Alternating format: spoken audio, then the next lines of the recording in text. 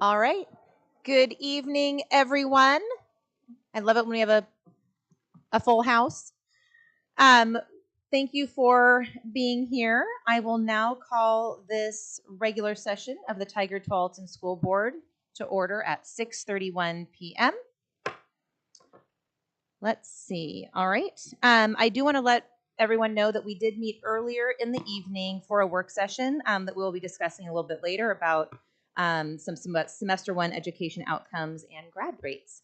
With that, are there any changes to the agenda? Yes, there is one change to the agenda. Earlier today, we were scheduled to have an exec session. That exec session did not take place today. It will be rescheduled. All right. So that is off of our agenda. Would anyone like to approve the agenda as amended? Do we also have an amendment around the content of the work session? No, because it was on that. Okay. In that case, I move to approve the agenda as amended. Second.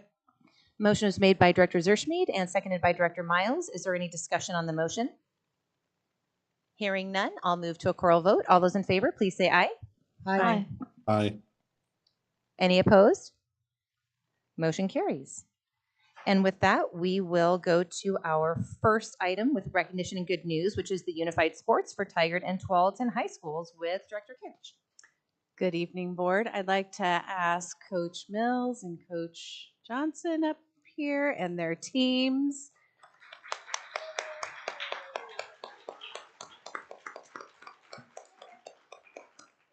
So tonight you're going to hear about unified basketball and unified sports and activities. And I'm going to quickly hand it over to our coaches and our athletes to share a little bit about all of their accomplishments this year. Yay!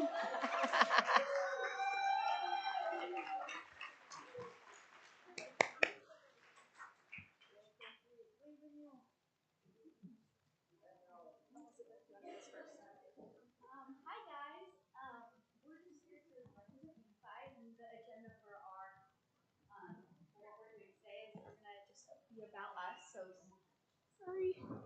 Hi guys, so we are here to represent the Unified programs of Tualatin and Tigard High School, and for the agenda today, it's about us. So like student introductions, what is Unified, vision and mission, student speak out, pictures, and any questions you guys may have.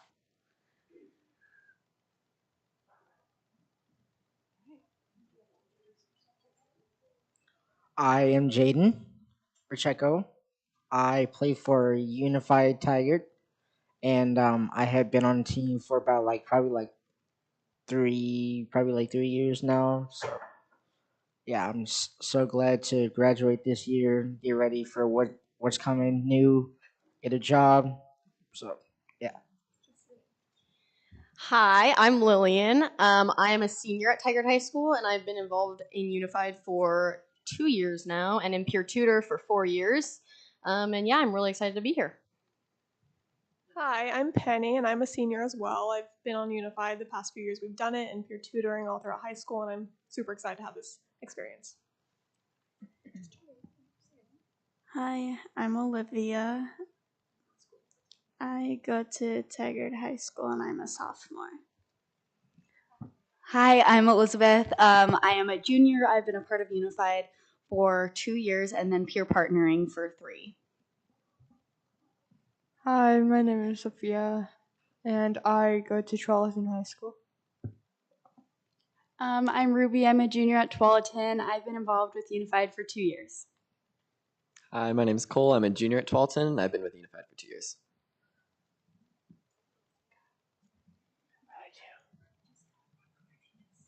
My name is Dylan. Basketball. Hi, Tasha.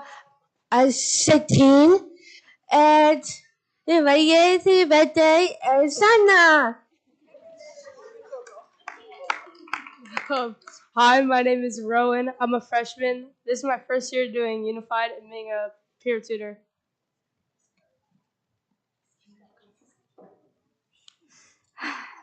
Hi, I'm Mia.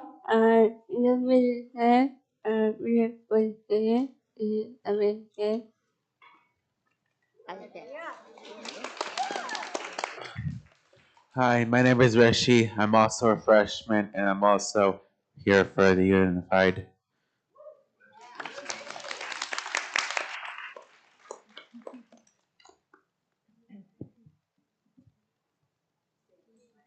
Oh, next slide.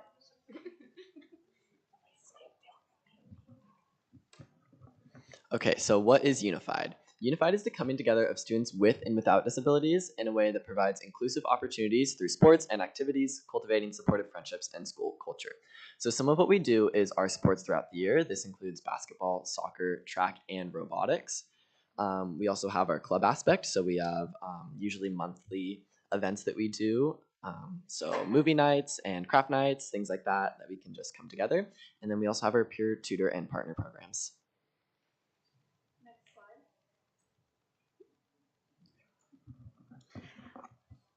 This is our mission statement. At Tigard-Tualatin School District, we are committed to fostering a supportive and inclusive community where every student is valued, respected, and empowered to thrive. We believe in the strength of diversity and are dedicated to creating an environment where all individuals, regardless of abilities, are embraced. Through collaboration, understanding, and shared responsibility, we strive to cultivate unity, celebrate differences, and ensure that every voice is heard. Our mission is to inspire compassion, promote equity, and build a future where inclusion is the foundation of our school community. Our vision is to create a world where individuals with disabilities are fully included, respected, and supported in every aspect of life. We envision community where accessibility, opportunity, and understanding are at the heart of all that we do, empowering people of all abilities to reach their full potential.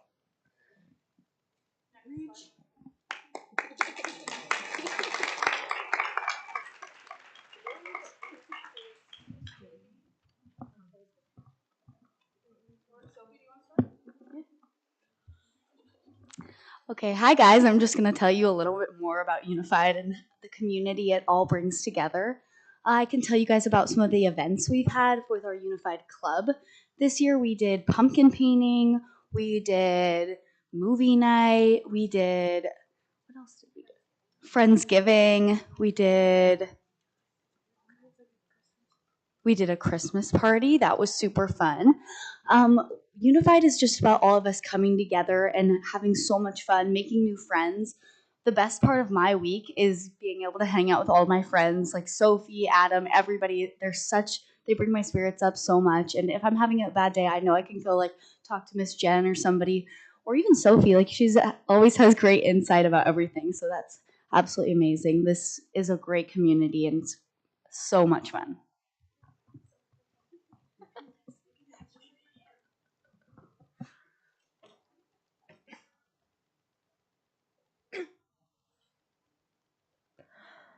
Hi, my name is Sophia. I am a sophomore at Charlton High School. Unified is a community that makes me feel happy and excited and included. I have friends. They feel like my family. It's the best part of my life. Thank you.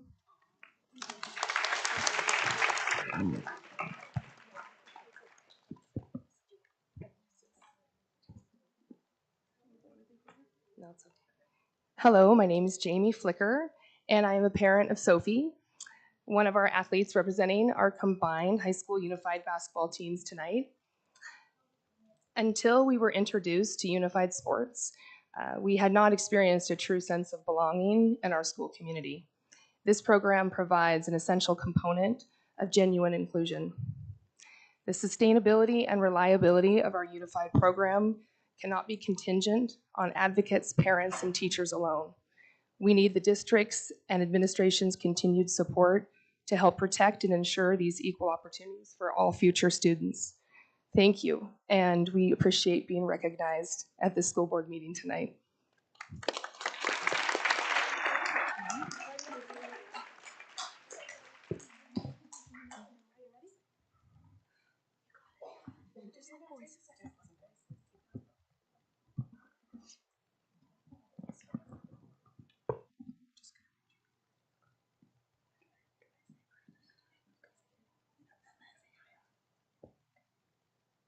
Hi, I'm Olivia. Unified is important to me because I like all the teamwork and it has made me make new friends. It helped me with my confidence and it also helped my fear, which is going in front of a lot of people. I love how Unified includes everyone and that makes me feel really happy.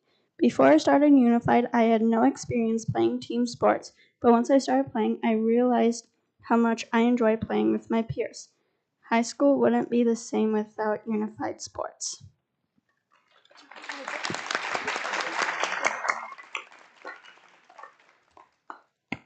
Hi again, I'm Penny, and throughout these past 4 years in high school and throughout being in the peer tutor community, I've really kind of found my purpose and who I am, as well as it has allowed me to like grow my confidence.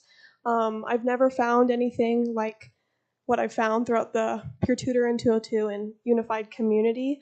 I found like the importance and how impactful it is for individuals being at the games and seeing how the excitement that it brings the students of being acknowledged and being able to be part of a team and seeing how much that impacts them has really just encouraged me to stick through, and being around my friends and my peers it's really just every day it boosts my mood regardless, kind of similar to what you said, of regardless of how I'm feeling walking into that room, it always kind of gives me a space where I can be myself but also have so much fun, and just learn off of one another. And I think it's such an important community to be a part of, and having more support over Unified allows more students to feel like they belong. So.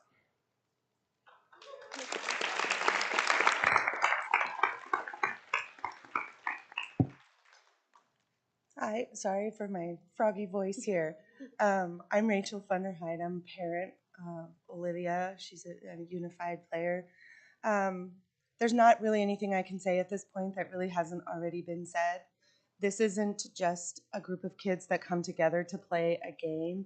This is a tribe of individuals that come together and empower each other to do better, to be better, to think beyond the limitations that the world has put around these kids, and giving them the insight and the influence and just the overall confidence to step out of their comfort zone and to know that they're doing it in a safe and inclusive environment, that the community is supportive of that, that the schools and the teachers and the other students are supportive of that, gives all of these kids far more opportunity than without having Unified as part of their day-to-day.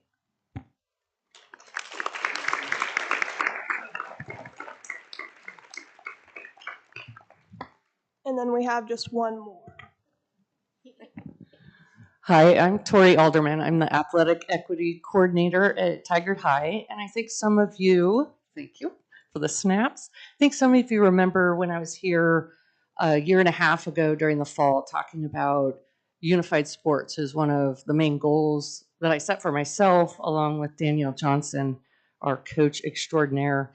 I'm gonna, yes, and Jen Mills. So we've been working kind of behind the scenes, Jen, Danielle, and myself, to make sure that Unified is folded into, not just on the side of, but folded into our athletic programs at both high schools.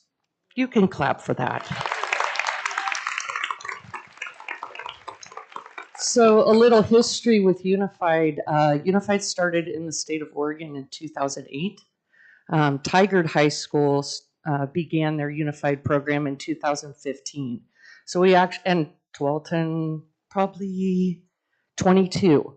So it has been around, but it wasn't until the past year and a half that Unified started folding into the athletic programs at both high schools and having the same access points that other student athletes are provided. And so what I ask of you today is to listen to these great students of ours and allow for the continued support and growth of the unified program. They should have access points with facilities. They should have access points with equipment and uniforms. They should have access points with relative contests, transportation, social media, and coaching stipends. Our great coaches, all of it. Our coaches have been volunteering their time, and it is time to start compensating our coaches for this unified program. So thank you. I appreciate your time. And I think we're gonna show one more slide. All right, we made it to senior night here at Tualatin High School, Unified Basketball. We've got an exhibition style game, so Tualatin for Tualatin. We've got band, cheer, varsity player support. We're gonna honor our seniors tonight. Super excited to be here. Vibes are great. The place is buzzing, and let's go Wolves! I get this type of feel you ain't accustomed to. I swear I'll be at peace if it weren't for you. Yeah, only one to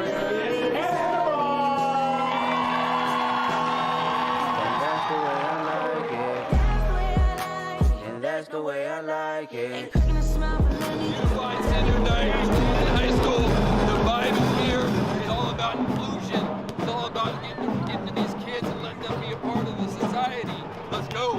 Tonight's game will be played between two 12.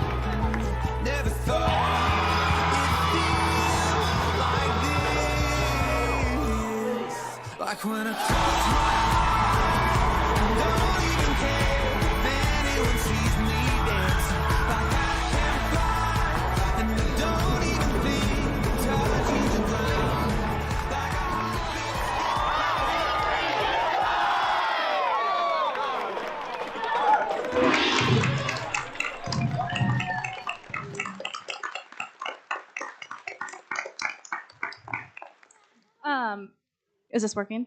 Also, at this time, the future is uncertain, but we did want to bring up Danielle Johnson and recognize her 31 years with the district and for piloting the unified programs. Carol has flowers for you.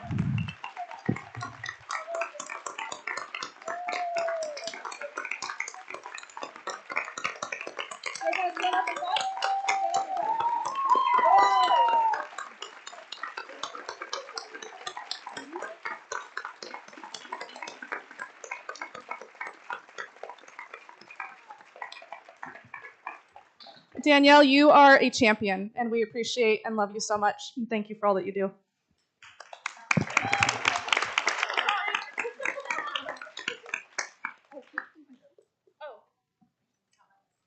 Questions?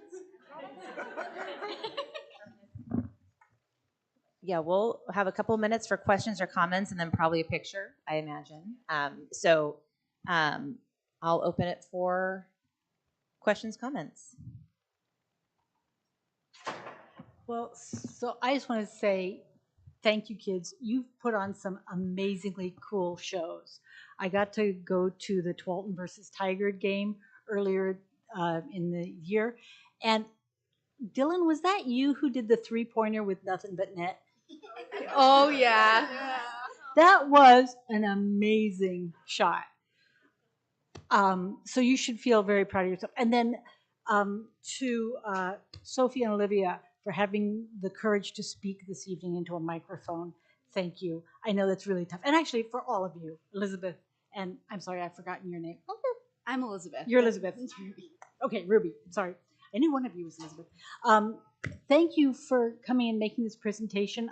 always love it when it comes from the students with only nominal help from the boring old grown-ups.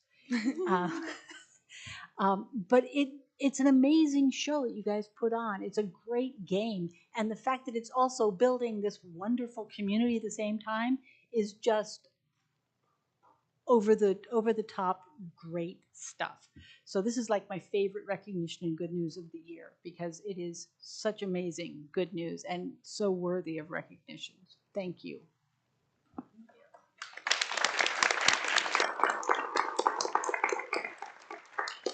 Director Weston.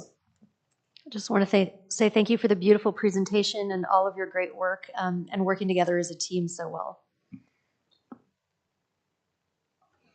I remember last year when we had a work session that we learned.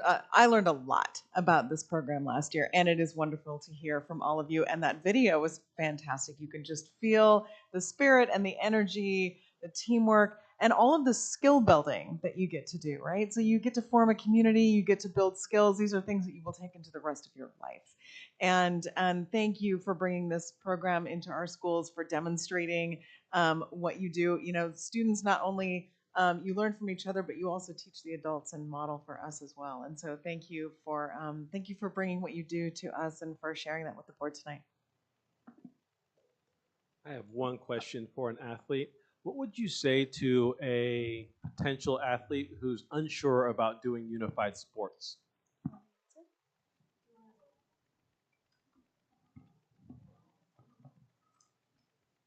One athlete? Yeah, what would you say if an athlete's thinking about doing unified but isn't sure? Probably Steph Curry or LeBron James.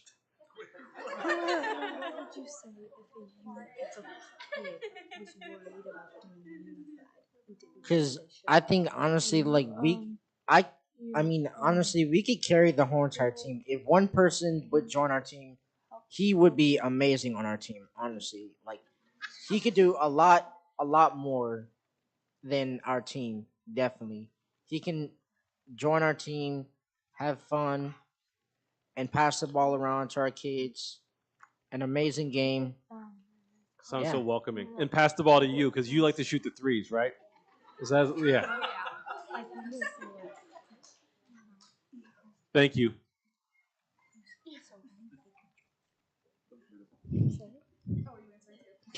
I want to say thank you to everybody. It is such a great program, and when you talk about building a sense of belonging, for our students, what better way than to have our students be inclusive and taken into account. I take objection with the fact that I'm an adult allegedly and I'm not boring. And two, that I agree with you. I think having LeBron on the school board would also make the school board great.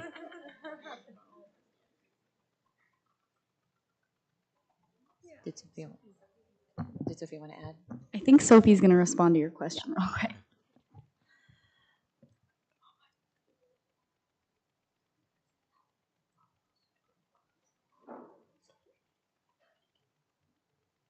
The question was, if somebody who was unsure, like nervous about joining unified, what would you tell them? Like if I was nervous about joining unified, what would you tell me? You got this, and you never give up. I love that. Love it. Thank you so much, Sophie. So people that have been on the board with me long enough, if there was a bingo card, it'd be like, which meeting is Director Irvin going to cry at this year? And so I'm sitting here watching the video and listening to you like doing math, because supposedly if you're doing math problems in your brain, you can't cry at the same time. It's like a whole thing I tried to tell my daughter.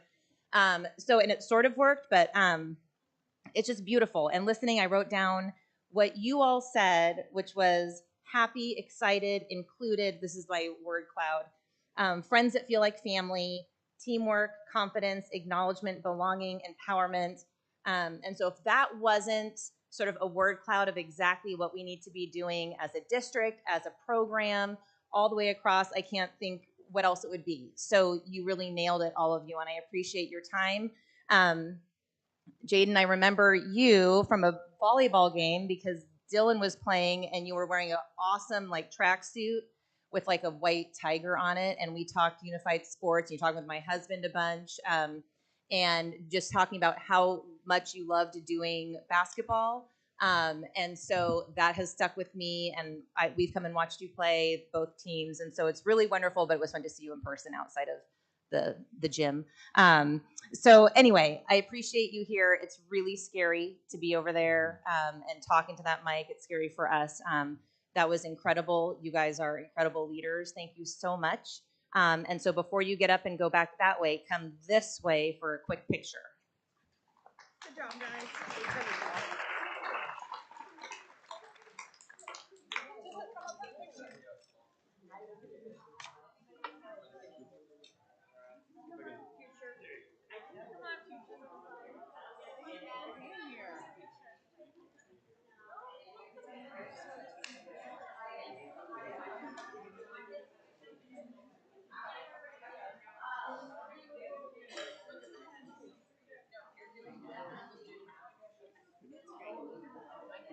I'll sit down and get out of the way.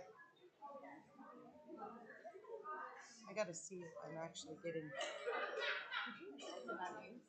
Can we turn that light? Everybody ready?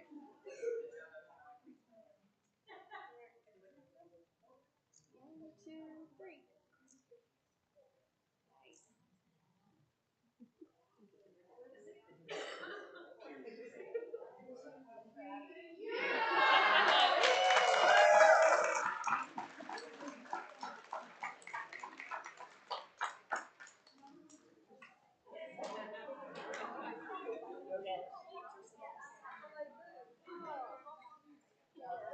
All right, and we have more good news.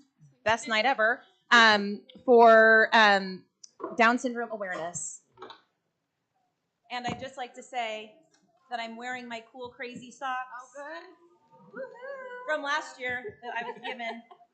Yep, we got crazy socks.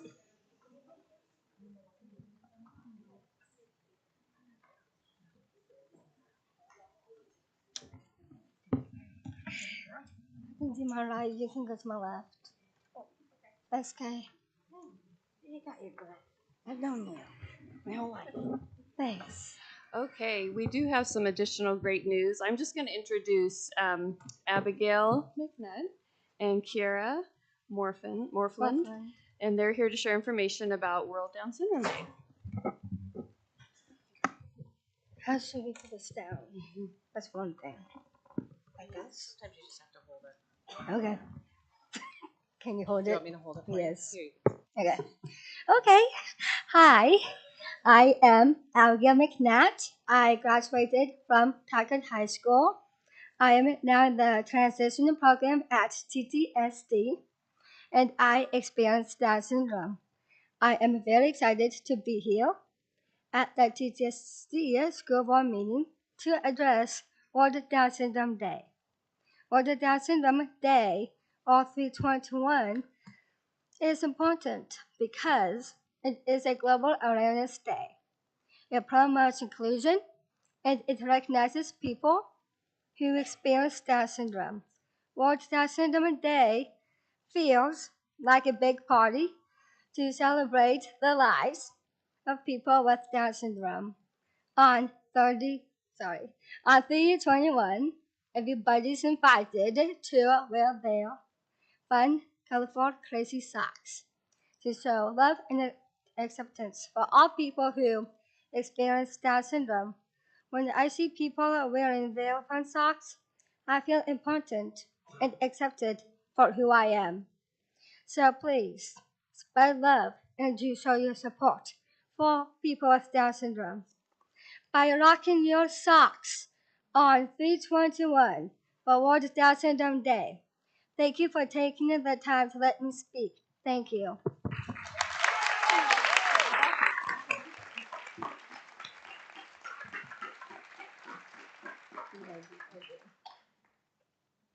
Any questions or comments if needed?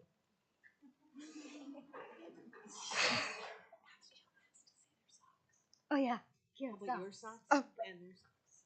Okay, this will take me a little bit of time. Oh, I love those. Should I? Yeah, good balance too. Try that. And you've got dance moves. Okay. Are we taking shoes off to show art?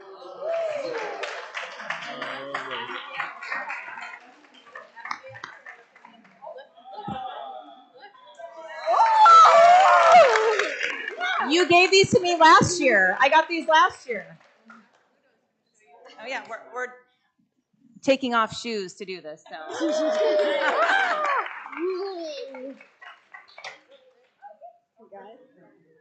Oh. Yeah. Ooh. Yep. Yeah, look. Aww. I feel shame. I left the house without my socks. You're like, Those were actually my regular socks. So good for my feet now. That's good. It's kind of good. questions, comments while I put my shoes back? Remind me, is there where's the Rock Your Socks event on the 21st? It's just Across the district. Across the nation. But Across the nation. Yeah. We'll be sure to participate. Definitely. Yeah. Thank you. It's perfect. Thank you. Thank you so much. Thank you Great so job. much, you guys. Thank you so much. You want to?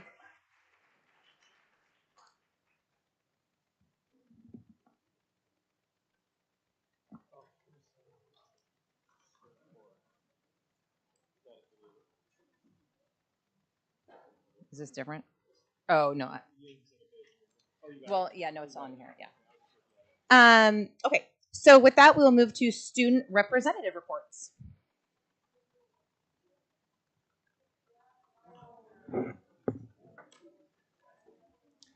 Okay, so at Tualatin High School, Bye.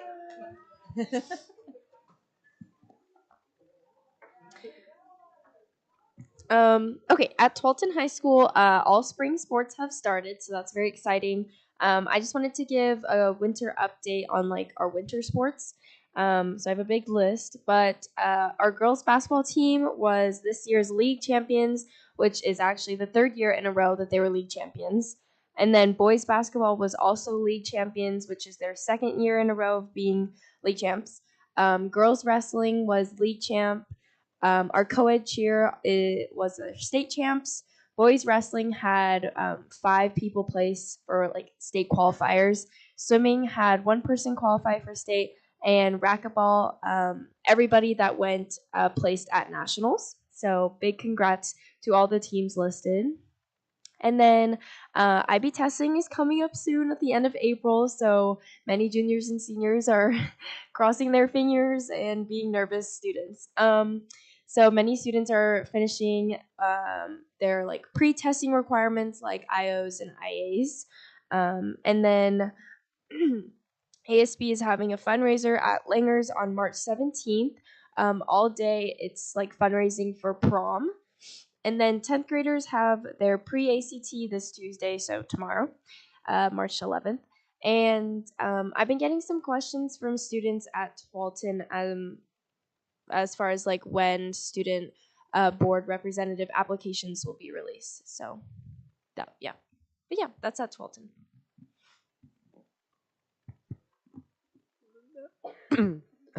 Okay then. For Tigard-Tualatin Virtual Academy, we have March 17th is pre-ACT day for 10th graders. Thank goodness I'm a junior. And finally, April 4th, we have our student work session, which is 10 a.m. to 1:30 p.m. here. That's it. Thank you. All right. First, I wanted to say Happy Women's History Month. As you can see, we have some lovely women on the board. So, second of all, we have some events coming up at Tigard High School. We just started last week for our musical. It has opened. She Loves Me. I have heard that some board members are just considering going, but I do hope I see some of you go. It is opening on Thursday, Friday, and Saturday this week. On the weekdays, it opens at 6:30 and starts at 7. On the weekend, it opens at 1:30 and starts at 2 o'clock. So please, please, please come. Also bring some extra cash. You can give some flowers and notes to our actors and crew and orchestra, and you could totally give some flowers to me. So I'd love that too. So that's happening. Then on Friday is this Friday is our Tigerettes Night of Dance. That is also their senior night, so come support them. It starts at 6:30 p.m. And next week on March 19th, we have a couple things happening. We have a student panel meeting happening at Tigard High School from 3:50 to 5:15 p.m. And it's just a space where students can discuss different topics, tell them what programs are benefiting at Tigard High School, and answer questions that they have, and really just help unify our school. And also, we're having our blood drive, and so it is happening from 9 a.m. to 3 p.m. If you're 16 and older, you can get yourself some free snacks, some t-shirts, and some gift cards. I wish I could donate, but it is what it is. We also last week had our coin drive to donate to our TTSD Foundation. It was started by some students from our National Honor Society. So congratulations for them for helping to lead our coin drive at Tigard High School, and we were able to raise around $300. And for sports, like Sky has said, spring sports are here. So that means, track, baseball, softball season is coming up. And so I just wanted to congratulate some of our previous sports in winter.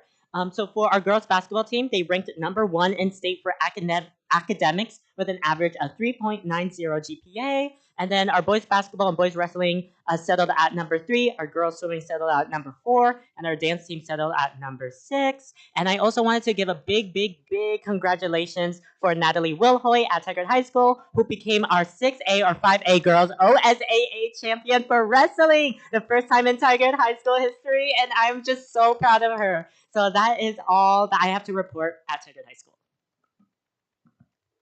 Love it. Thank you so much. I don't want to ever have to go after our student reps. So have at it. I'll do the honors. Yeah. Thank you so much for the updates from our student reps. I'm like all those things I'm excited about going to, and I know that the calendar is just tough, so it'll be hard to choose.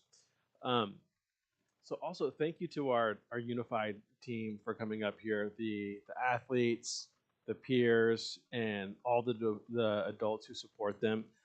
I'm the parent of a unified peer, and that program had such a profound impact, and it really showed what inclusion was all about. So I really has a soft spot in my heart. This month is also Women's History Month. March is Women's History Month, and that's a time when we recognize the countless contributions that women have made in our society. And one area that I really want to focus on was in the area of education, being that that's our field. In Oregon, 71% of our educators are women, and they're leading and mentoring and inspiring the next generation every day.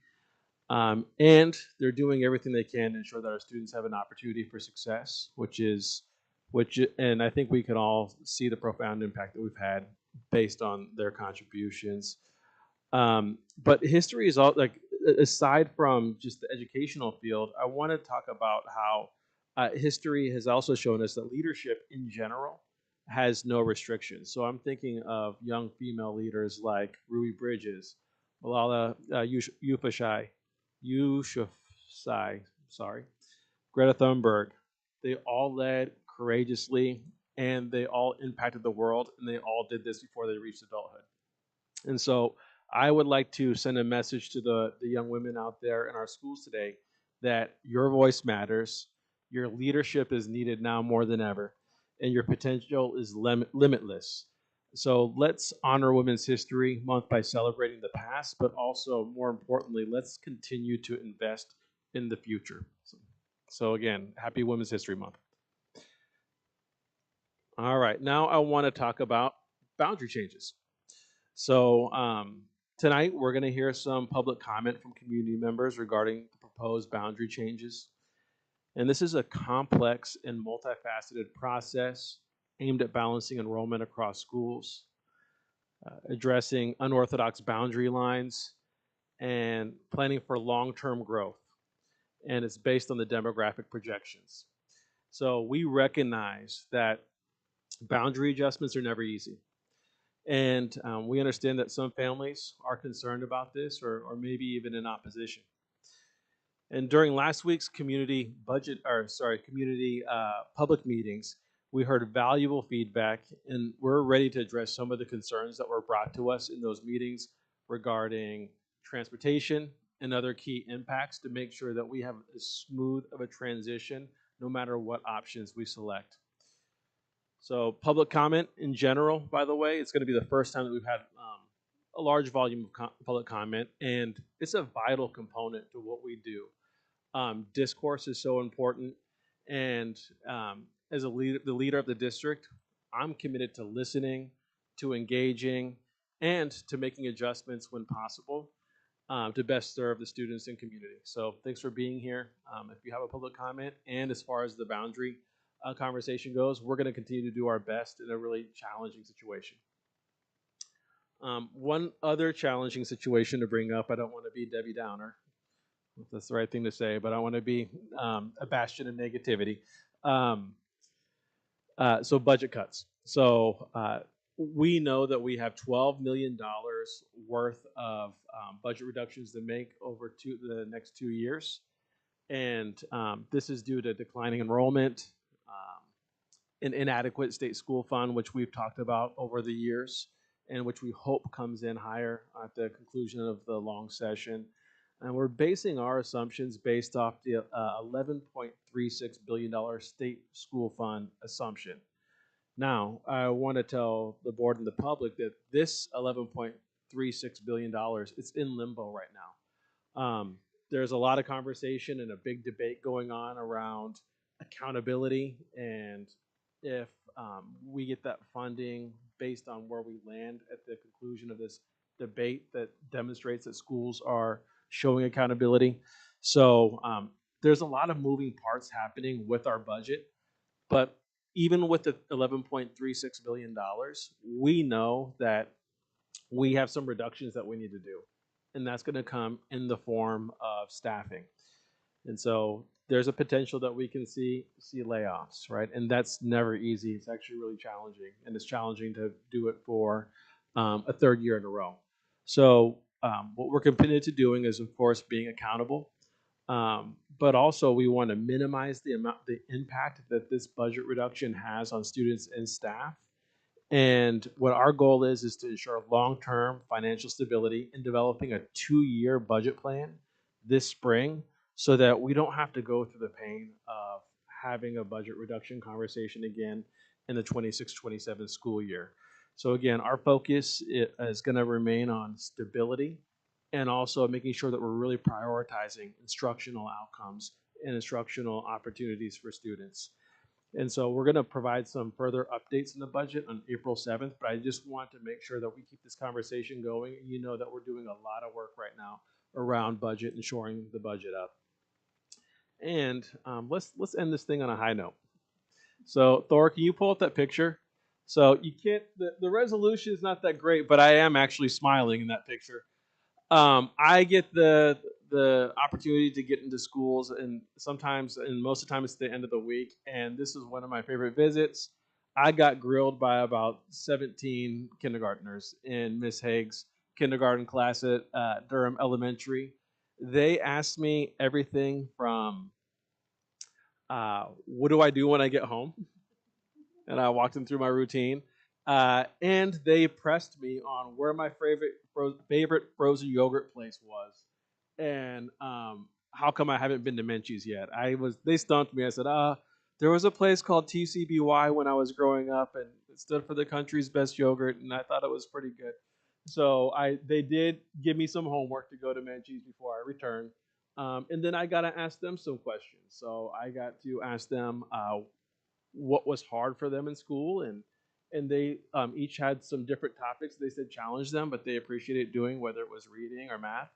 And then I asked them what their favorite time was, and a lot of them said, well, we love learning, but we also like the balance of free time, and I couldn't blame them because we all need a little free time. So again, just shout out to Dr. Sari Hedges, who's the principal at Durham, and to Miss Haig. They're just doing a wonderful job with the students out there, and I want to showcase them. And that's it for my updates. Thank you so much. We will move to board communication. Anyone want to go first? I'm looking. All right, lay it on us. So there's so much to talk about. There's so much going on between budget, boundary, and the bond. I feel like the bees dictate my life these days. But there's also this legislative session, and the news coming out of Salem that we may not see the amount of the governor's budget is heart-wrenching. And then when I read the headlines in the newspaper and I see that the state legislature managed to come up with $400 and some million this year for this year's budget to do the budget rebalance, but all of that money is being spent on health and human services. And I feel like, but we do so much health and human services in our schools. How come schools don't see any of that money? And that frustrates me. We've talked for years about unfunded mandates.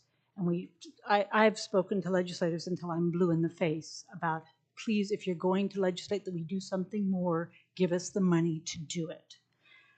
This year, we're now facing two significant pieces of legislation coming through that are both huge unfunded mandates. And I want to talk about them a little bit instead of going through everything that's going on in the ledge like I sometimes do. Senate Bill 916. There was an article in Sunday's paper. If you didn't have a chance to read it, it was on the front page of the editorial section. I suggest you go back and find it. This Senate Bill 916 is the bill that would allow striking union workers to claim unemployment for the time while they were striking. There have been some amendments made to that bill. It's now out of committee and going to the Senate for a vote. It's called the -4 amendments, would make it a little bit easier so that school districts are in a very peculiar position relative to other businesses because we contract for a year. And if our staff goes on strike, God forbid, our school year has to be extended so that our kids get seat time. And that means if we were paying unemployment for teachers here, say, we'd have to pay them here as well. And that means we're paying more than the contracted amount for the year, which means our budget, presumably this would be like December, suddenly we've got, if it's a 1-week strike, it's a $650,000 hole in our budget that we have to repair that same year. So this is exactly what I'm talking about when I say it's an unfunded mandate. The -4 amendment would allow districts to claw back that, say, week of added expenditure. But now think about what it looks like in May or June after we've had a strike, God forbid, that year. Now we're going to ask our payroll department to figure out whose pay we're going to claw back from and how much at the end of the year when they're already doing payrolls for the entire summer. It is a workload issue on our staff that the people in Salem have no clue about.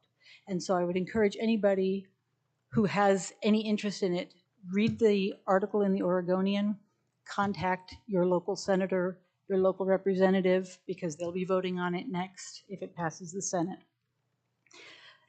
Similarly, there's another bill, House Bill 3652. This is the bill that would require school districts to bargain on class size when they're negotiating with their unions.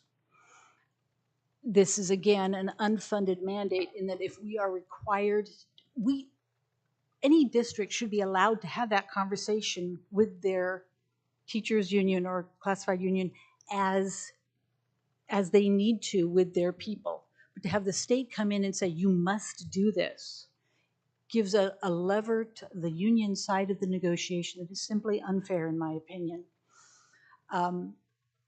And the financial ramifications are not insignificant.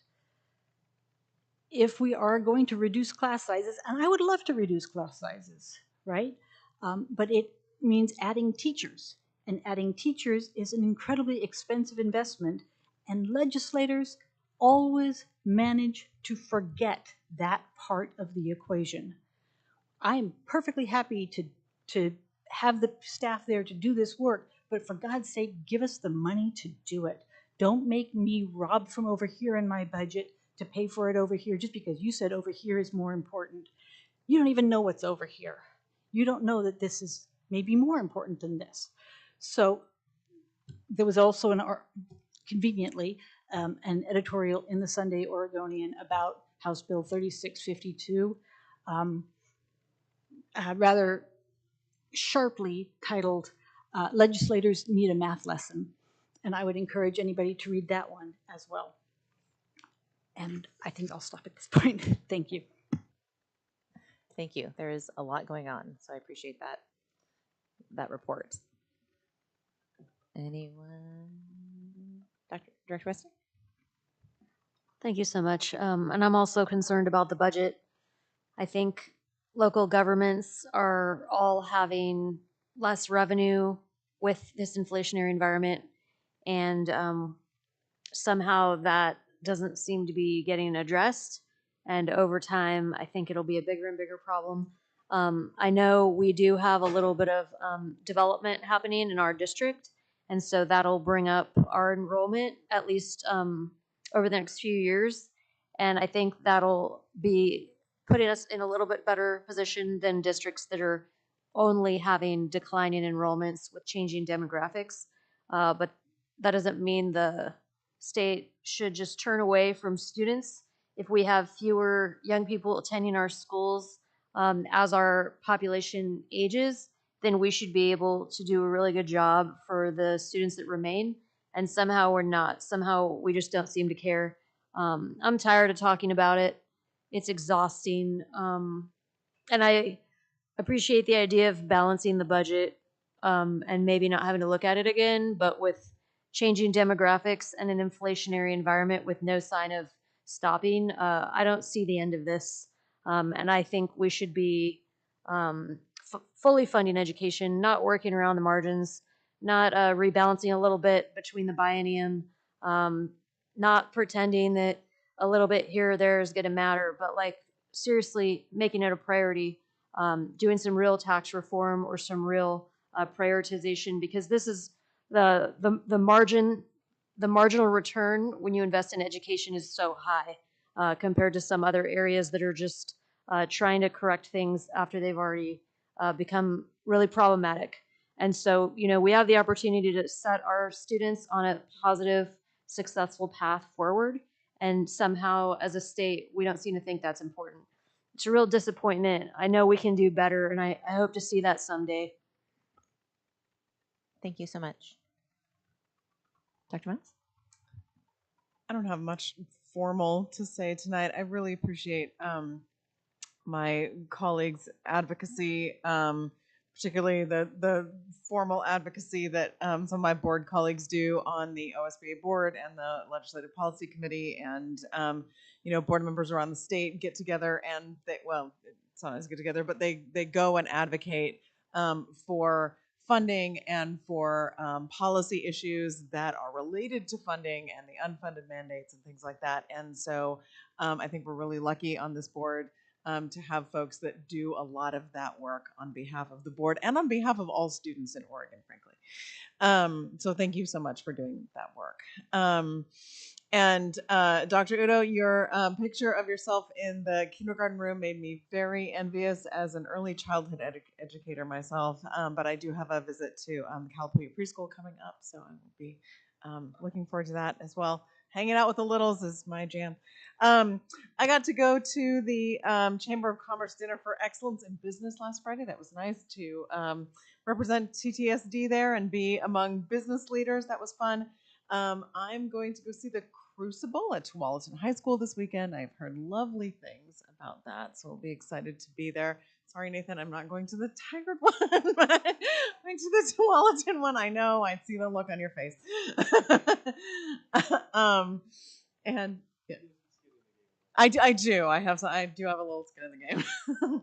Daughters at Tualatin, but and I know there is a lot going on. We all care very much about what's happening at the state and federal level, and just appreciate the advocacy from the community as well, and anything anybody can do, including just reading articles that are in the news and being informed as to what is actually happening, because sometimes that's different from what we hear. So, thank you. Vice Chair. I just want to echo everybody's sentiment. I think that one of the things that I'm doing tomorrow is going up to the legislature and advocating for funding, as well as for all the other bills that were recently talked about by you guys. I'm going to do that through the COSA, Coalition of Oregon Superintendents and Administrators, members of color, as well as the OSBA caucus, members of color caucus. And so we're doing that tomorrow, and hopefully we can talk to some people in the legislature and get our point across that we need better funding. All right, I will be brief and bring us home. I had the 3 Bs also: the boundary, the budget, and the bond.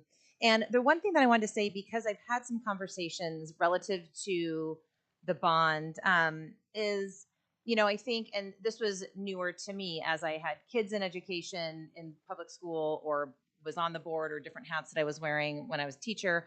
I think it's easy to, at the kind of outset, feel like, wait, we're going out for this bond, and we need this money, but we have this budget shortfall, and so we're laying off. And so I just, and I had several friends and some community members ask that question, sort of like how that all works. And so, the easiest way that I learned it, because we also just had the levy that was overwhelmingly passed by this community, which was wonderful. And so the levies are for learning. So that's like the teachers and that kind of, and staff. The bonds are for like buildings. And that can also mean curriculum and technology. And so it's just important to understand we are lucky in that we have a community where time and time again, when we go out for the bond, they support those, because there aren't, as we know from our current budget situation, I don't think I could name a school or a district that would say, oh, we need a new school built.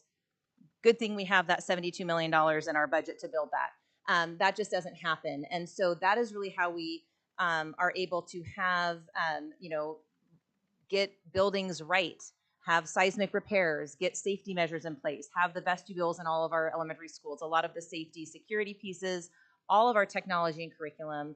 And so it's really these sort of different buckets. And so we really need that. It's not to backfill what we can't do in terms of our current budget. This is really alongside, here's how we get buildings that are appropriate and safe and good learning spaces for our kiddos. And so I just kind of wanted to do a quick FAQ on that because it had come up. Also attended the Tualatin Chamber. One fun thing was it was a business meeting, so kind of the excellence of business, but I would say at least half of the businesses, Director Miles was there as well, as she said, really talked about how they had some sort of relationship with TTSD in some way and had really come alongside us in different types of work or visits or whatever. And so I just really thought that was telling of sort of how we are within our different communities, and thought that was really special. And then finally, there have been a lot of questions around these Dear Colleague letters and sort of what the law is. And so there was a letter that came out that the OSBA crafted, and I'm just going to read a little tiny bit of it just so that we all are really clear, because I think it's important that we understand where the law is, how it has not changed, and how we will continue to run our business as usual, which is centering all students, centering inclusion, and centering equity, and centering diversity in all the things that we're doing. So the letter reads, recent communications from the U.S. Department of Education and the Trump administration have created confusion across the country. The laws have not changed, though. We know school leaders fear loss of funding, but we are still required to follow current state and federal law. It is important to remember that executive orders and Dear Colleague letters are not laws and do not require schools to eliminate programs they have been lawfully operating. According to the U.S. Justice Department's Bureau of Justice Assistance, Executive orders are federal government management documents from the president.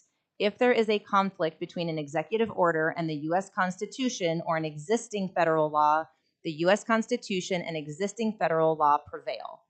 Dear colleague letters provide guidance from an agency about how it will interpret a law, but the letter itself is not legally enforceable. That is for the courts to decide.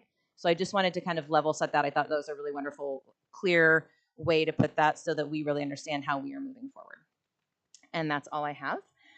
So next up, we have public comment. So what I'll do really briefly is kind of go over the lay of the land in terms of public comment, sort of the rules and the guidelines and the expectations. And then everybody will have 3 minutes. I will call folks up one at a time. I have my little list here. And we'll go from there. So really quickly, after being recognized by the board chair, the person who has been called up will identify themselves with their full name and zip code of residence. Public comments are shared with the board during the public comment portions of the meeting and are limited to 3 minutes. Your comment should be brief and concise. Please be aware that the time will start once you have provided your name and zip code. A group of visitors with a common purpose should designate a spokesperson for the group. You may also submit written comment, and which we have some tonight, which will be read by the board and become part of the public record, including the meeting minutes, but it will not be read aloud at the meeting. Speakers may offer objective criticism of school operations and programs. The board will not hear comments regarding any individual district staff member nor any person connected with the school system. If the current public comment agenda item exceeds 30 minutes, the period may be extended at the discretion of the chair to ensure all TTSD students and parents are heard. Board members will not respond to public comments. This is a time for members of the public to express their views. So this is important because we are not being stoic or sort of not wanting to say something. It's simply how we run business in that way. And so I just want folks to understand when we don't say anything in return, that's just part of the process. And we will always and often follow up with folks after the fact. And finally, this TTSD is no place for bias or hate. There will not be profanity nor language that minimizes or causes harm to anyone else's identity per policy ACC. If such language is used, the speaker will forfeit the remainder of their time and be removed from the meeting. So with that, we always have students go first. And so first up, I have Saoirse McCool. And if you want someone to come up, come up here with you.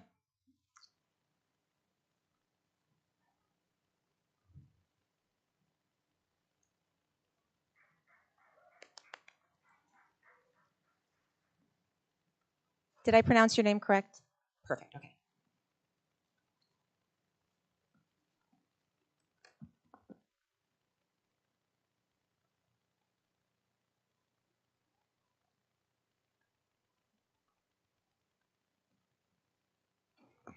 Hello,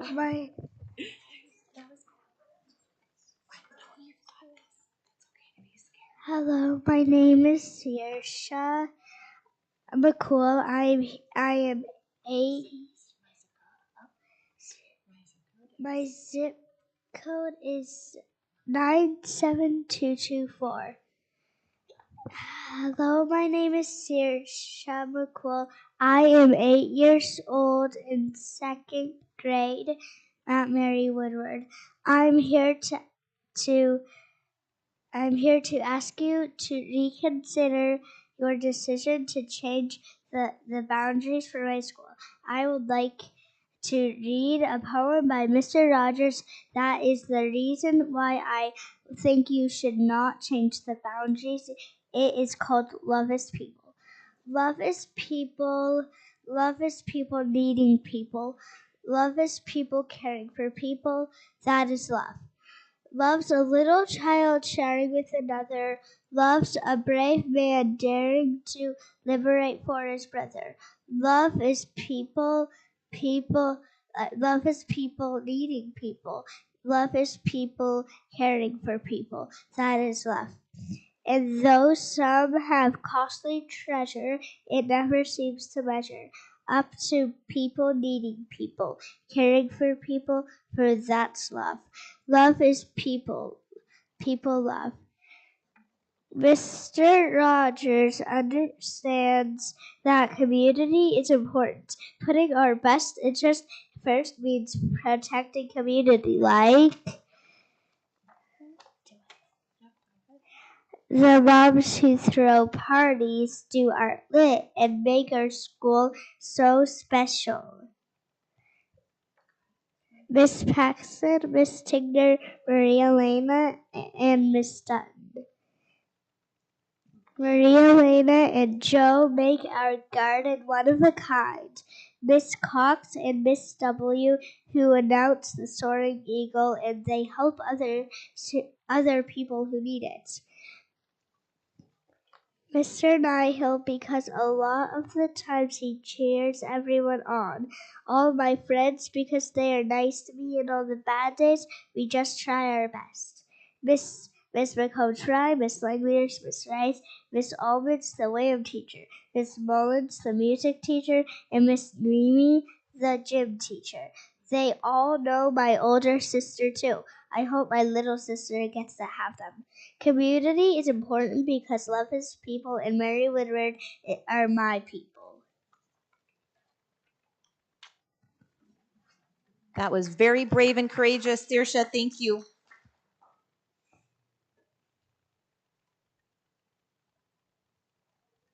All right, next we have Catherine Slagle.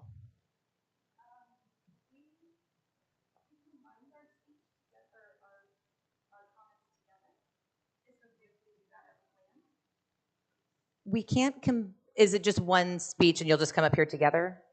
Yes, that's perfect. For 3 minutes? Perfect. All right. Cool. Now will join us. Thank you. Make sure you have your speech. Has the time started? Nope. Once you give your name and zip code, then we will start that time. So you can Thank you very much. Get settled. Okay. Hello? Katie, do you want to practice? No. Practice is a good idea. Okay. You got it. All right. Good job standing up. Okay. My name is Julie Slagle. And this is my daughter, Katie Slagle. Our zip code is 97132. For 3 years, we chose Mary Woodward, not just as a school, but as a home. This community is at risk. My name is Julie. I am a mother, I am a community member, and today, I'm an advocate for students who deserve stability. I ask you to reconsider these rushed transfers. If balancing projections comes at a cost of student well-being, is it worth it? After an unexpected move, my daughter hoped for a transfer to stay at Mary Woodward, her beloved school, a place of stability. When the decision came, I lost my job, and her request was denied in the same phone call. She sat behind me in the car listening as that hope slipped away. I asked if there was anything I could do. I was told no options, no mention of McKinney-Vento. It was our community that pointed me to McKinney-Vento, a law that protects students from school instability. Because of them, she stayed. Families from Mary Woodward will be transferred twice. This info was not front and center. Why? Parents who fought for stability through a global pandemic are now being asked to force another disruption. And yet, you're expecting them to trust you with millions in bond funding. You say you're listening. Some examples of the listening: a disorganized meeting leading with a condescending slide on the grief cycle, and a fractured listening session. We are grieving this move, but we are also grieving the trust. I will lend this to my daughter now. It almost happened to me. I felt hurt when I found out I couldn't go back. I would miss my teachers, my friends, and just the whole school. Kids shouldn't have to leave their friends. It's scary to start over when you don't want to. Please don't make other kids feel the way I did. We understand the urgency of this national education crisis, but trust in this district is hanging by a thread. Schools are struggling and hard choices must be made. Moving forward without trust can only end in disaster. Will you work with us for real solutions or let children bear the cost of rushed decisions? I am challenging you to lead with integrity, and if not, you are risking losing the trust of the families you serve.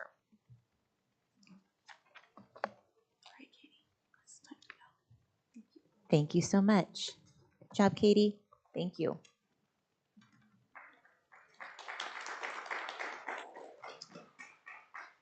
All right, next we have Fawn McCool.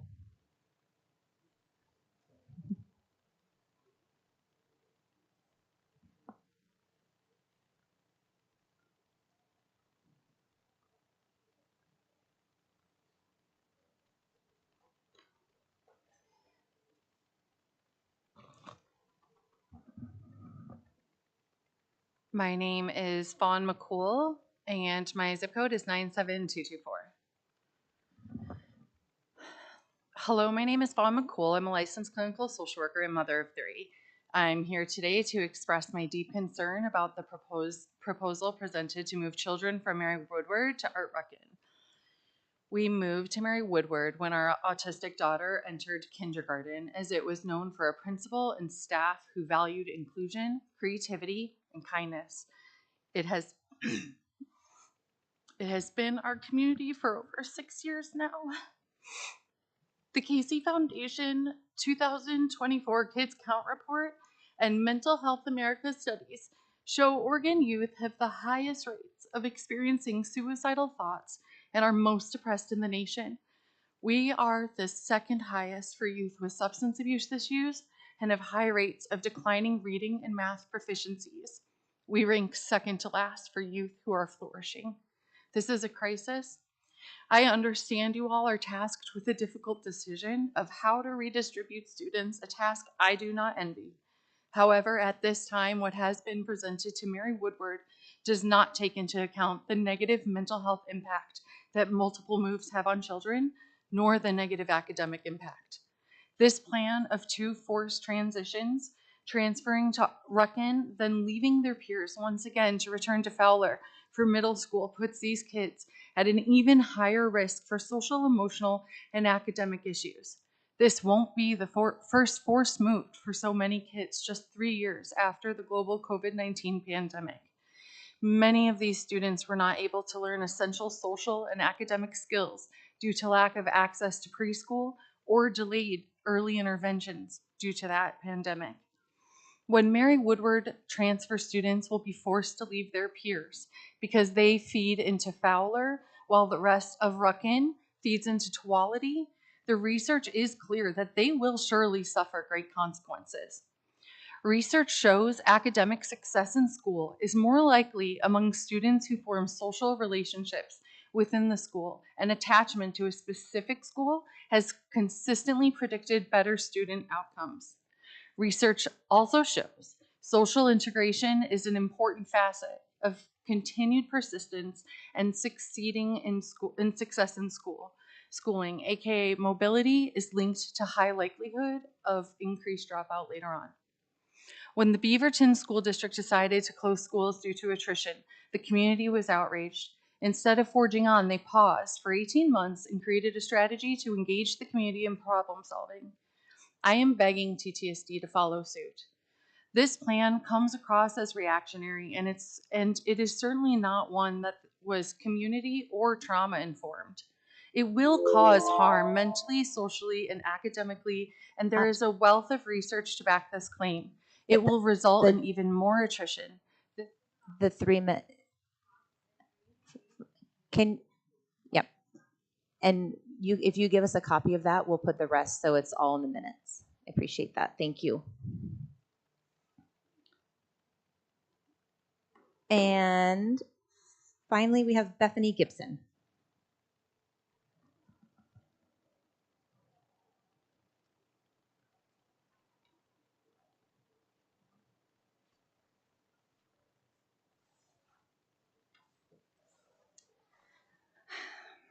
Bethany Gibson, zip code 97223.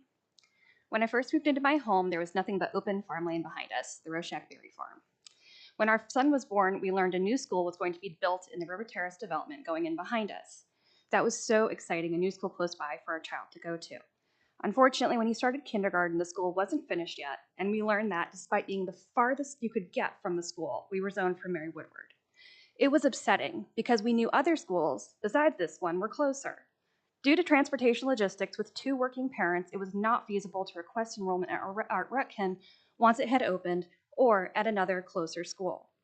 The school boundaries as they are barely seem designed with distance from the school or neighborhood proximity in mind. Of course, there are valid reasons for this, including varying population densities and an avoidance of crossing major roads. Mary Woodward's current boundary, however, also seems to have been set up to provide continuity and stability for Alberta Ryder, with no regard for the long bus rides the elementary school kids were then subject to get to Mary Woodward. While this change out of Mary Woodward is upsetting because we have grown to love the community there, it is also exciting to move to a school in our neighborhood.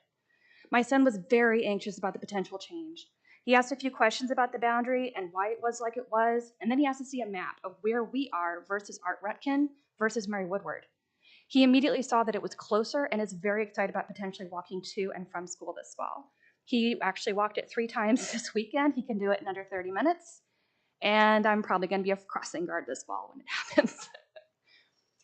What we are not happy about is what feels like very late notice of the proposed changes. I know that this boundary discussion has been in the works for well over a year. I have an email I sent Mr. Nihill in September of 2023 volunteering for the boundary committee that he announced at the back to school night that month. With the future boundary changes for other schools very likely in the near future, I strongly recommend that the board and boundary committee communicate earlier and more frequently with the impacted families and schools of the proposed changes. Thank you so much.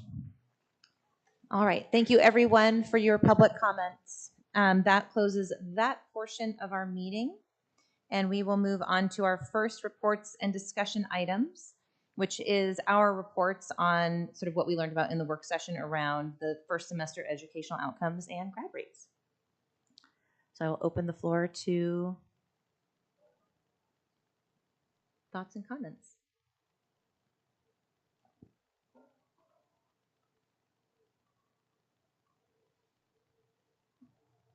Director Miles.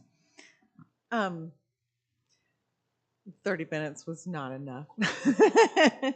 And I'm not saying that to blame anybody. I'm just saying we could have absorbed a lot more. I could have, sat and listened to our folks who put together such valuable and wonderful sets of data, and who really dig deeply to talk about what we're learning, what we're seeing in classrooms throughout schools.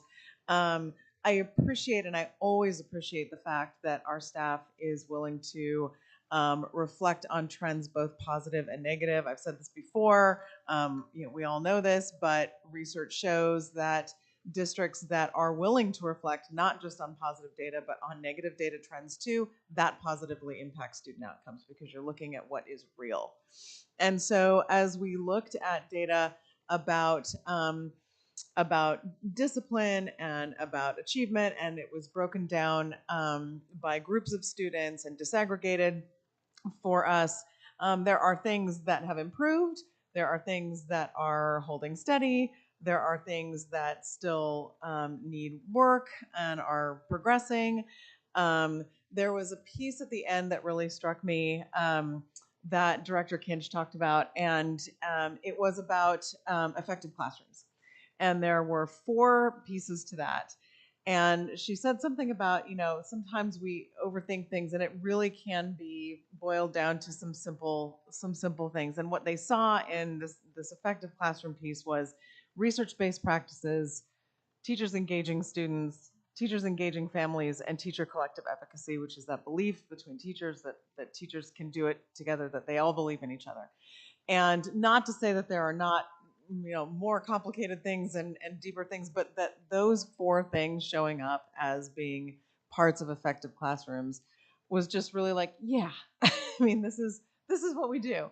And so it was really wonderful to hear just that snippet. And like I said, we could have listened to a lot more. I look forward to having more updates, and really appreciate our staff for bringing us data throughout the year. It's great to have updates throughout the year, and so thank you very much to everybody who was part of that. I'll echo all of that. I really appreciate that our staff shows us the good, the bad, and the ugly. The good is really nice to see, but the bad and the ugly are important to see too, because we need to figure out what we can do differently. And I think that's one of the things that this district does really well is when we're presented with a problem, we take a good hard look at it and figure out what is the best way to fix it, to make it the best that we can. It's never easy. It is invariably going to make somebody cross somewhere along the line, but we always look at what's best for the most kids, right? What's best for all of our kids collectively. And that's the hardest thing I think about school board work, is looking at all of the kids, not just my own one child. The data that we saw tonight, I said it earlier, I'll say it again since we have a public audience now. One of the things I'm most proud of is the fact that the achievement gap over the last 3 years between our underserved students of color and our average student population, that gap in achievement has consistently gotten smaller. We're moving in the right direction, and I'm incredibly proud of this district for doing that. And I think doing that at a time when we're being asked to do more and more by the state and given no more money to do it is a real testament to the personnel of this district and how hard they work and how amazing our kids are. Thank you. Dr. Jaimes, Dr. Weston, we good? I'll just finish by, again, reiterating the amount of work and data that our team put together was, again, my first comment was like, I have a lot to process here, but that's good. And I think that, one of the things sort of when I have the board hat on and also kind of like the teacher hat on is like, these are kind of for us, this data is sort of like these formative assessments for the district, right? Like we are looking how we are doing along the way instead of looking at the end and seeing like, well, we missed the mark on all those places and it's too late to do anything. And so I have always appreciated how we have been very, like Director Ziersmead said, very upfront and honest about where we have sort of not made the growth that we thought we were going to make or missed the mark. And I remember specifically, I think 2 years ago, sitting in a work session and some of the high school principals, we were looking at data, and it was sort of like, we thought there was going to be a totally different outcome than there was. Like, it was very surprising. We put these things into place, and we tried it, and it was really shocking. And so now instead of belaboring it, and kind of thinking about like, there must be something wrong with the data, or we went back to work to kind of figure out, well, then what other barriers were in play? What other factors were we not taking into account? And like continue to like do the work and deep dive and kind of look at those root cause analyses in terms of those problems. And so I appreciate that, because there are some areas where we really, really need to keep working. And so I appreciate the conversations, and I appreciate the honing of, being able to really focus on what Director Miles said, these kind of 4 core things. And once we have everybody sort of working in those mindsets, in terms of teachers in their classrooms and how is learning happening and how are we gauging that, all the other pieces are starting to fall into place. And we aren't kind of waiting for things. We are really continuing to take that action and making sure that it's doing what we thought. And I appreciate that. And I think that is unique in this district, where we're really, that action piece is really unique, that we are kind of continually taking a look at what we're doing and how we need to recalibrate. So I appreciate all the work on that. Thank you. Do you want to say? I just want to say something. I'm sorry. I normally you have the last word. I just want to say that with regard to this work session on our team and within this district before I arrived, transparency and accountability is really important.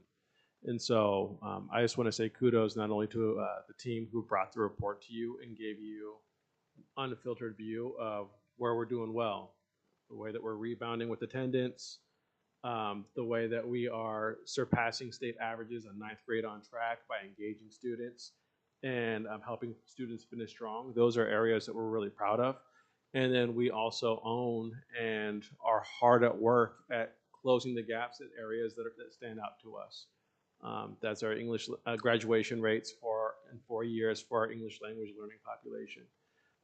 And that's looking at disproportional discipline among certain groups. Those are things that we're continuing to do systems checks to improve on as well. We won't be satisfied until we close those gaps, until we fix those systems. But again, I do want to just give a kudos to the team for leaning in, and also for our building leaders and our teachers. They're the ones who drive this work. And so again, we're just glad that we're able to bring this data to you midway through the year. I think having key performance indicators through the year is, again, a way that we can show accountability in a functional way that helps student outcomes. Thank you. Thank you. All right, and with that, we'll move on to our second report and discussion item, which is budget assumptions with Director C.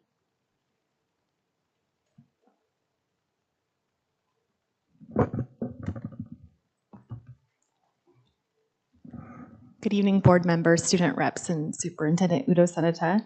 In the board packet, we have a rather lengthy document detailing some of the baseline assumptions we'll be including in the 2025-26 budget.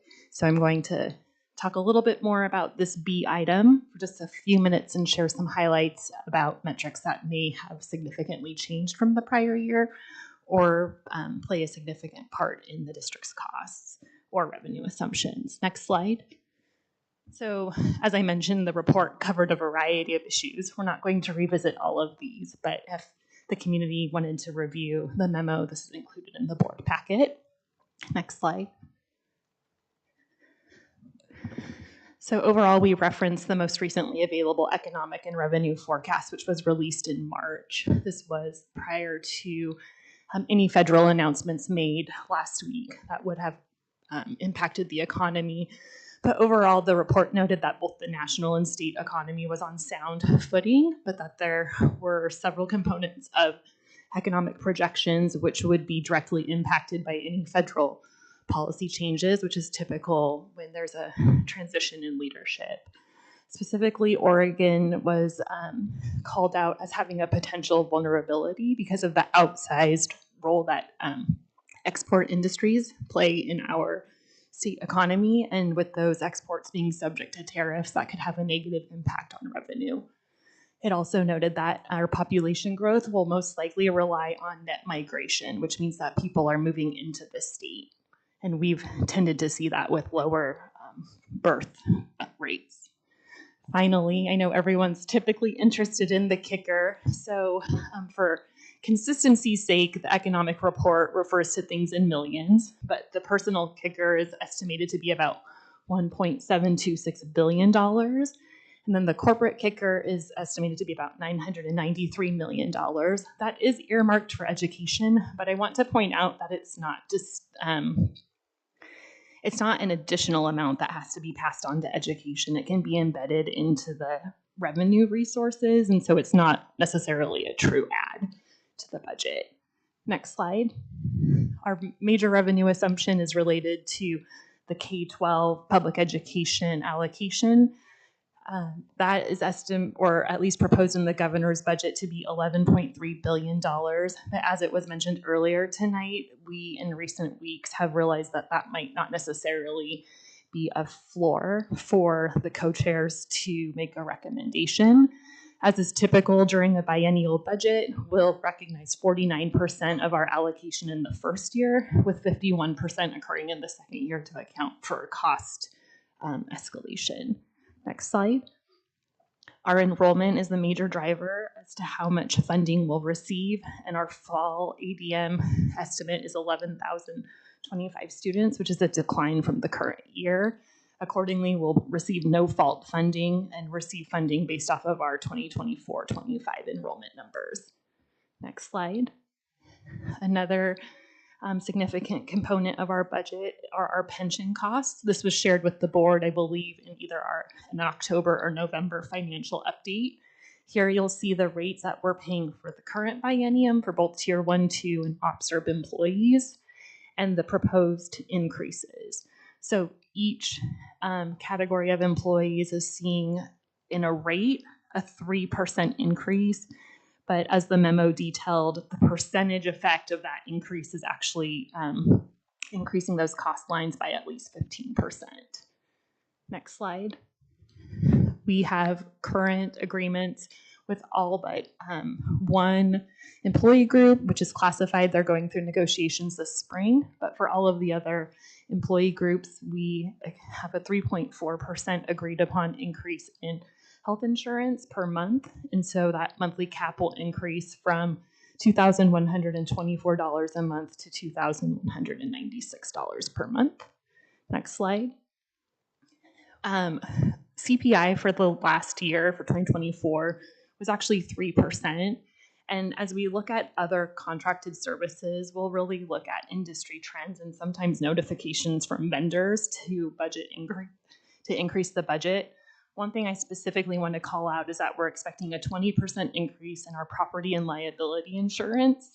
That's tied to, specifically on the property side, worldwide losses, but Oregon unfortunately has some hyper-local losses related to wildfires, and so that impacts our risk category. And similarly, liability insurance is also increasing because of statewide claims. Next slide. Our local option levy, which Chair Irvin referred to, was passed by the community this last fall and will be in effect for the next 5 years. We are, however, seeing compression. And so what you'll see in the memo is that we're noting or estimating that this year's local option levy, the revenues are increasing by about $159,000 year over year. Compare that to the 22-23 to 23-24 year, where local option levy revenues increased by $500,000.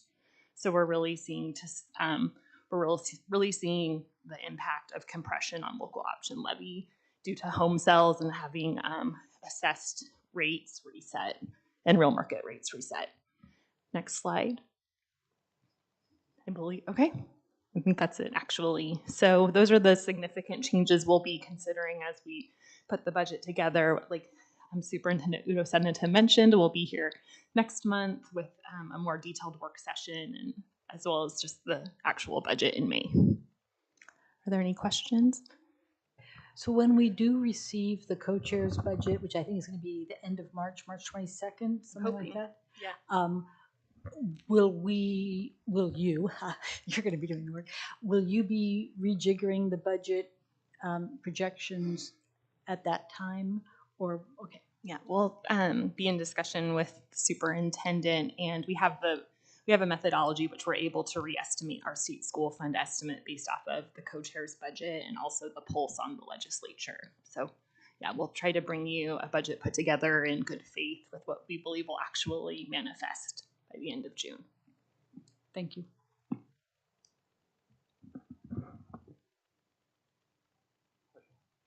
That's okay. Yeah. All right.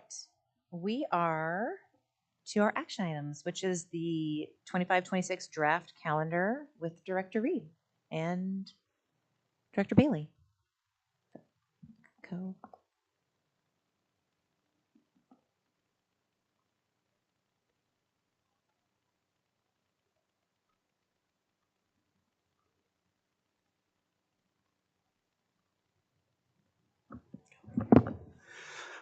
Okay, Superintendent Udo-Seneta and Board Chair Irvin and members of the board.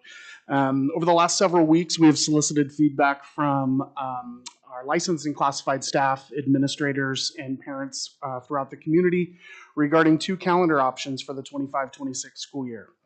Through conversations with OSEA and TTEA leadership and nearly 1,700 responses to a district-wide survey, we are here tonight to present a proposed district calendar that minimizes midweek disruptions to learning for students, honors our classified staff with a dedicated day for their professional development, and attempts to create several extended weekends for students, families, and staff throughout the year while maintaining the first day of school occurring after the Memorial Day holiday. For those of you that have been following along or saw the 2 drafts that were out there, this is known as Draft 2 through the survey. And with one slight change from the first time that it came out in the board packet, there was an update to the graduation date for TTVA in the spring, so that it doesn't conflict with the graduation at Creekside Community High School. And so we will entertain any questions that you may have. And clarification that that was supposed to be Labor Day. Or Labor Day. Because if we're It's a starting wild new school calendar this year. on June 1st, it's going to be. We're shaking it up. Yeah. Flipping it around. So I just wanted to double check those 1,700 responses to a survey. That's an amazing response. We've never, I don't think, ever gotten that many responses, so that's encouraging. The vast majority, I'm hoping, were in favor of this particular calendar. Yeah. Overwhelming. Yeah. Excellent. Some good questions for us to ponder as we continue to look at calendars in the future and talk about, but overwhelmingly in support of moving the primary changes between the two. The differences were moving the planning days to Fridays and Mondays and not having those Wednesday disruptions, and bringing back the classified in-service day as a dedicated day just for them, like we used to do pre-pandemic. That was a big one. I'd also like to point out to parents that we don't have the entire week at Thanksgiving off for students, so please don't schedule week-long vacations at Thanksgiving this year. Your kid needs to be at school on Monday. Director Weston. Thank you. I just wanted to confirm the number of school years with the number of school days with this calendar compared to what we had previously. It is the same. I think it's 171 school days for kids, the exact same day that we've had as long as I've been in the district. Someday I would like to have it be longer, but at least it's not getting smaller. You and me both. Well, and I was just going to say, having been in, conversations with our union partners, we got a lot of feedback during that time and it's nice seeing a lot of those preferences reflected in the classified day coming back, some of those things reflected in this calendar. So I think that it's a very tricky Tetris puzzle to put together. So I appreciate everyone's work that went into this for sure. Vice Chair, do you have words? Nope. All right. One thing I do want to add is that this is another time that we could point to a collaborative nature that we've had with our associations. We process this with them and get their input as well, which is really important. As much as we can share how much we have a partnership with them in public, I think is important. Also, it demonstrates us going out to the community and really getting feedback from families and then acting on that feedback as well. And I think just the outcome of having continuity for kids and then also investing in professional development of our staff is huge. So thanks to the team for working on this.